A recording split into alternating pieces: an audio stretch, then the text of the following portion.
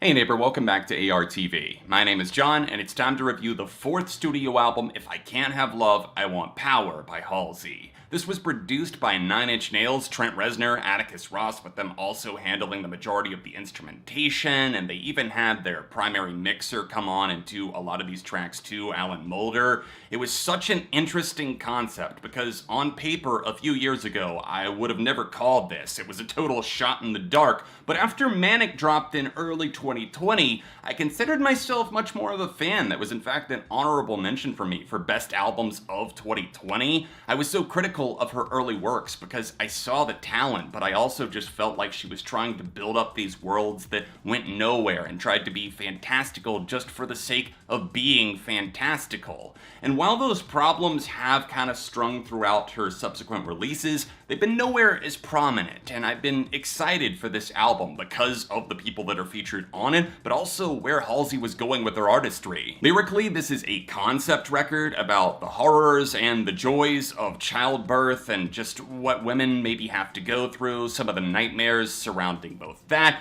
and the personal and metaphorical demons that have kind of popped up in her life in the past couple of years. There's a lot to unpack, and I think that she does a solid job throughout making this album at being emotive and angry on some of the best cuts, like Easier Than Lying. But there's also a lot of Nine Inch Nails worship. You can't help but hear that, so everything from maybe the Downward Spiral to even some of the Ghost projects, it's gonna pop up here. Is this Halsey's industrial rock masterpiece? Well, first of all, I wouldn't really call this a fully industrial album. There are influences of it, but I think a lot of people are trying to play it up for the sake of, oh, this is so different and it's so out of the ordinary for her, which it is, but there's also traces of shoegaze, 90s alternative, and other styles of rock music that are crossing over into this project. For as cohesive as it appears to be at surface level, with the ideas kind of interweaving between song to song, I think the first three tracks absolutely nail it, and then we start to fall into a bit of freefall territory, where there is connectivity, but there's also a disconnect, where I feel that certain songs start to take on these other ideas, and they kind of come out of nowhere, the production shifts a bit, and the songs just sound like they're recorded in a different quality, thus kind of almost taking you out of the full album experience. Looking at the production side of things, it's pretty airtight, although I don't think any of us were really expecting Trent Reznor and Atticus Ross to be the problem that we're going to drop the ball here. They do a good job at incorporating a lot of those familiar Nine Inch Nails-isms into the soundscapes of these tracks, but that also kind of brings up the problem of,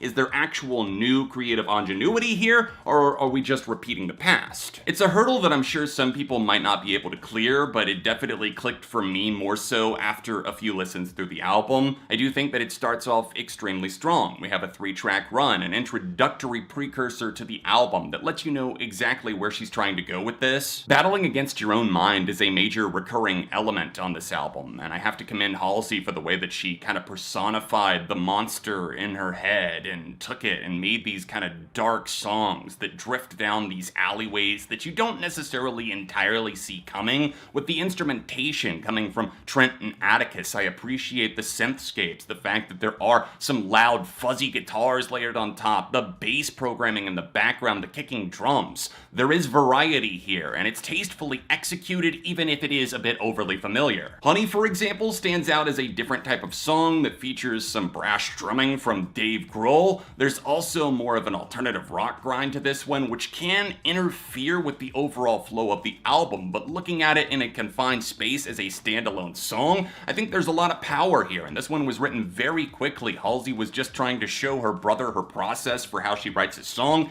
This came together, and it came out very sexually charged, but also with a ton of passion. I would have liked to have seen more like this. I Am Not a Woman, I'm a God further pushes down that Nine Inch Nails spiral, and I really love the synths on this track. How flashy they can get in the background. It's very nostalgic, but also Halsey feels like she's in full control. This is a song that throttles, and I would compare it to another track like Easier Than Lying on this very record. With this album starting off on such a strong note, with the tradition opening things up, moving into Bells and Santa Fe, which has this very mysterious, foggy atmosphere that I have to commend. We then move into Easier Than Lying with the most fiery, flaming hook on the entire record. It's angry, it's loud, and I really love the overall mix and sound. On the other hand, you have songs that fall a lot flatter, like Lilith, where I appreciate the mythological inspiration, the fact that you're talking about this female demon, but it feels a lot less investing than it actually should be. Whispers somehow feels like it overstays its welcome despite being just over 3 minutes long. You've got Halsey doing this kind of choppy vocal delivery that doesn't fully stick the landing over these dark piano keys.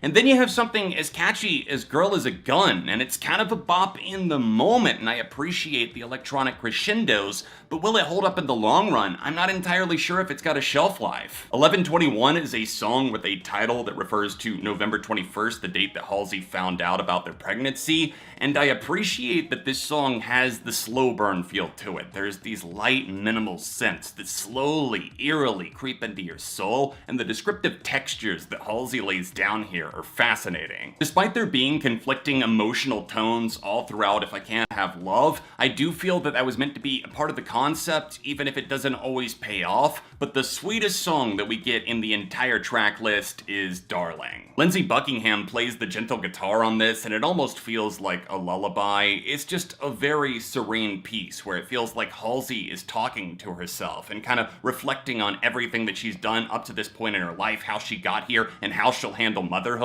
The final leg of the race feels like it starts on kind of getting tripped up right at the starting line with whispers, but pushing that aside, we kind of go in and out on the consistency. I think the album closer could have been stronger despite the personal message attached here and the empathy that I feel radiating from that song. But also, you have The Lighthouse, which has Halsey positioning herself as like a mermaid, a siren, trying to lure somebody out to sea. There's a lot of nice metaphors there, I appreciate it, but I do feel that the track kind of drones on, but its finale is totally worth it, so you kind of have to stick it out to get there. Maybe that's the best way that I can kind of sew this entire piece together for you, is that it's worth sticking it out for. I think there's a lot of great songs and good ideas. The execution isn't always fully there, but musically, it can be quite intoxicating. I appreciate that once again, she's kind of broadening her horizons, and If I Can't Have Love, I Want Power is another testament to the fact that she's going to stick around for a long time. She's going to be successful. I truly did enjoy Manic. I like this one a lot as well, even if I feel it's a step below just ever so slightly.